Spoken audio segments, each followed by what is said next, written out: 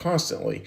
And I think especially in times like this, it's important to come back and just look at it again, and forgiveness in unforgiving times. Like, how can forgiveness actually work, and what might be a way to hold it that allows for there to be some breath and some space for things to change and shift, and for us to get back to the better angels of our nature. So I want to start out by saying, with forgiveness, basic pattern that I say tongue in cheek, but I use it with couples all the time, and many of you have heard this, but I think it's really true with forgiveness. Is so we go through sort of this initial stage of forgiveness when we're in a relationship with other people, and that's, we forgive everything. Like, nothing bothers us, everything's forgiven.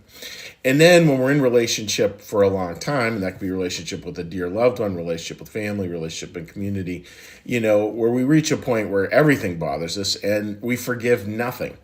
And those seem to be natural. It's, again, very human. Our egos are always into all or nothing. And so the first two stages are a little bit ego driven.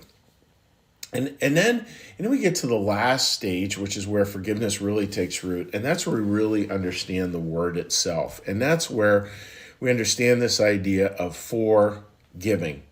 And it has sort of two components to it. I remember the first time this like dawned on me. Literally, it was in the middle of doing a wedding, and I was talking to the couple about forgiveness and the need to forgive. And then just there's this thought of like, well, who am I to tell this person that their job is to forgive the other one? Because that can create, not all the time, but it can create a relationship where here's kind of the king or queen, and here's the person receiving forgiveness, and they're more low. And really, forgiveness has to work like this. And forgiving, that's where we get to that idea of forgiving. And it's such a different way to hold it. And today, friends, I'm wrestling a little bit because I feel like there's so many things we could say about this, but I want to just hit on a few that I think really matter. I think forgiveness, we have to see forgiveness more as a posture than an event. There's this image, right, that somebody comes and they ask for our forgiveness, or we go and we ask for somebody else's forgiveness, and we receive it, and then we move on. And that's all well and good. And that can work incredibly well, by the way. And I think what I would ask us to think about as we're going through these very unforgiving times is really take instead, or I should say as well, a posture of, I'm going to step back and I'm really going to see the world through the eyes of forgiveness. I'm going to see the world through the eyes that I'm going to be forgiving. Now, that forgiving, that means that we're able to look at other people and we're able to not excuse what they did. Like, there still has to be huge amounts of accountability, but we're able to hold them with a certain level of grace, and we're able to hold people who are really hard for us and who do hard things. We're able to hold them and just remember, like, they're a child of God too. That's not silly, and that's not sophomoric, and it's not childish. Like, no, they're a child of God too. Again, it can have accountability, it can have speaking truth to power, it can have all those things, but we're holding with a gentleness here that is so much about forgiveness. And it also is able to view the errors of their ways and the errors of their mistakes. And it views it, this is going to sound a little strange, not going to come out right. We're able to view the errors of their ways. And there's this little part of us that kind of gets it, may not have done the same thing, but understands that we are flawed human beings too. So there's that. This is a child of God, I am flawed too. This is a child of God, I am flawed too. And once we do that, friends, there's a humility there. And from that place, again, we can speak very powerfully to the wrong, to the evil, to the whatever's there. And sometimes we may need to separate from that person, sometimes not. Desmond Tutu, a whole nother sermon in and of itself. Forgiveness means from love, we were able to release or renew a relationship. It's one of those two. But it's a powerful posture to hold. And it creates a different kind of power, because it's not a power where we're sort of have grabbed all the goodies called forgiveness and are sort of withholding them up here until somebody passes a test. That's not it. It's this perspective born of love. It was interesting. Somebody was asking me in an interview last week, what do I love most about the new church? And that's, for me, Frank, that's a pretty easy question. What I love most about the new church, Christian New Church teachings, Swedenborgian teachings, is the idea that God's love is transformative, not transactional. A transactional love means that with forgiveness, for example, it means somebody has to do X to receive Y. And that's true with God, that's true with other people. There's all these equations out there in scorekeeping. That's not how God's love works. God still will ask of us to do those things, to ask for forgiveness, to give forgiveness, to do all those things, to have this posture and to take the appropriate actions. But also, really importantly, it's all of this is held within God's transformative love. So it's all held with a deep love, and it's an agape love. It's a rich love. It's not sort of, I think, again, we so in our culture, we so easily romanticize love.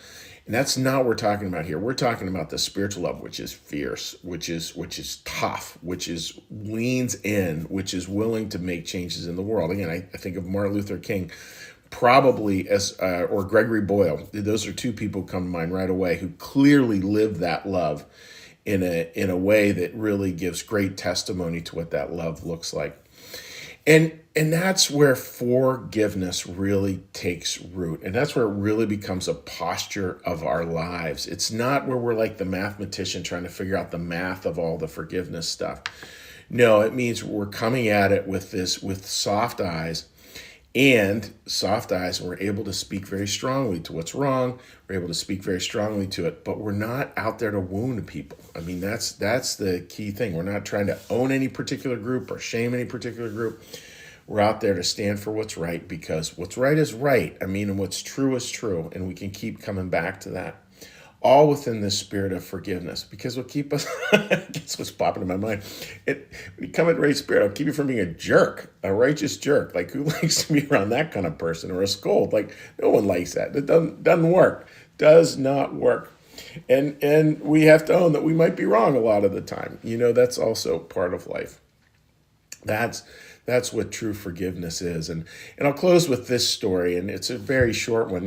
Probably some of you remember a number of years ago, there was this horrendous shooting at a school in Lancaster, and 5 children were killed. And it's a story that's just needs repeated again and again. And my son, who lives out that way, he wanted to take me to show me what the Amish had done there. And there was not a monument to it. There was not a monument to the event. What they'd done is they'd planted 5 trees. And I thought, oh, that's so beautiful, right? Like, that's the core of forgiveness. It's not saying somebody's off the hook or that there didn't need to be accountability. None of that. It's just planting 5 trees. It's this idea of growth, this idea of mercy, this idea of grace, and it brings to mind again Mahatma Gandhi's famous quote. Our job is to plant trees under which we will never sit. I think that's so true. That's the kind of world with grace we're supposed to do, and the world with forgiveness, where we're literally forgiving. What are you forgiving other people? And once we get that posture, friends, that's where spiritual life really starts to come alive, when we are forgiving. And boy, a whole lot I could say on that, but I'm seeing I'm running out of time here. So we'll just leave it at that. So let's have a week where we pick up that theme. What am I forgiving here? And how do I live into that and try to let go as best as possible forgiveness as an event, and instead this week embrace it as a posture. So I hope that makes sense, friends. And what we're going to do now is we're going to shift gears. We're going to ring the prayer bell, and then we're going to say a prayer and a little blessing for everyone, and then we'll say hi to friends who are joining us on Facebook. So please join me.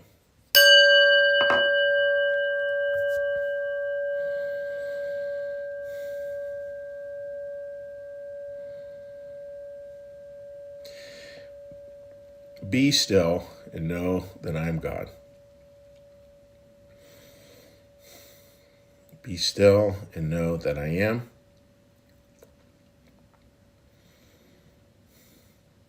Be still and know that I.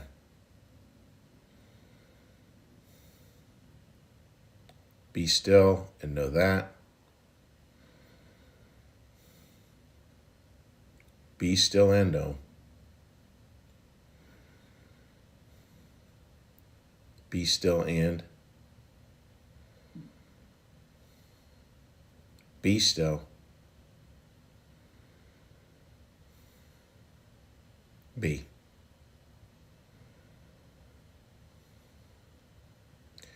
Our Father, who art in the heavens, hallowed be thy name. Thy kingdom come, thy will be done, as in heaven, so upon the earth. Give us this day our daily bread, and forgive us our debts, as we also forgive our debtors. And lead us not into temptation, but deliver us from evil. For thine is the kingdom, and the power, and the glory forever. Amen. May the Lord bless you and keep you. May the Lord make his face to shine upon you and be gracious unto you.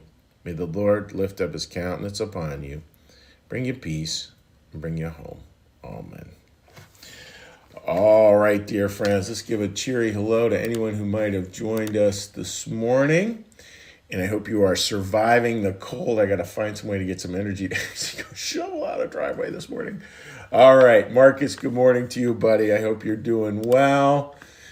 And flipping on over here.